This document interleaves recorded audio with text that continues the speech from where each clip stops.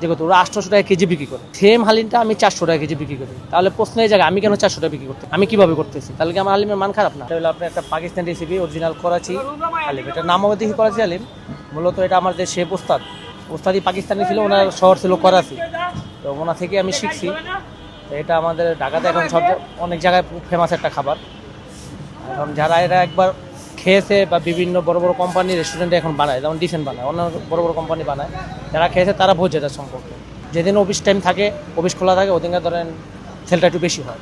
কারণ রমজান মাসে অফিস শেষ করে সবাই বাসায় ফিরে, দেখা যায় বাসাতে ফেরার পথে ইফতারটা, বাসায় যাওয়ার পথে বাজারটা করে নিয়ে যায়।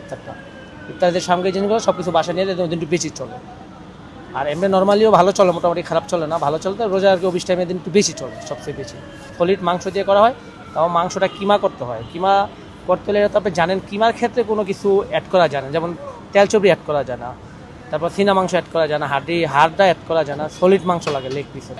যে গুলশানে এত হালিম থাকতে কেন ওই হালিমটা মানুষ খাবে, এটাই মেইন প্রশ্ন। হালিম ধরেন সবাই পাকায়, সবাই বিক্রি করে, কিছু কিছু ক্ষেত্রে কিছু কিছু ভালো ভালো রেস্টুরেন্টে ভালো ভালো হালিম পাকায়, তাদের হালিমটা মূলত দাম অনেক বেশি। যেমন এই হালিমটা ডিসেন্ট বিক্রি করে যাচ্ছে অনেক বছর ধরে, যেহেতু ওরা 800 টাকা কেজি বিক্রি করে, সেম হালিমটা আমি 400 টাকা কেজি বিক্রি করি। তাহলে প্রশ্নের জায়গায় আমি কেন 400 টাকা বিক্রি করতেছি, আমি কিভাবে করতেছি? তাহলে কি আমার হালিমের মান খারাপ না?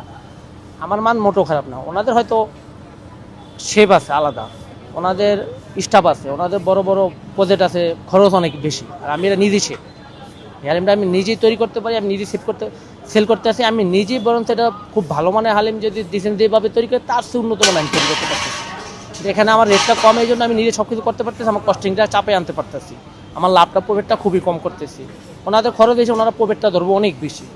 ওনারা 1 কেজি মাল বেচা যদি ওনারা চিন্তা করে লাভ করবো আমি 200 টাকা, আমি চিন্তা করবো 1 কেজি মাল বেচা লাভ করবো 50 টাকা।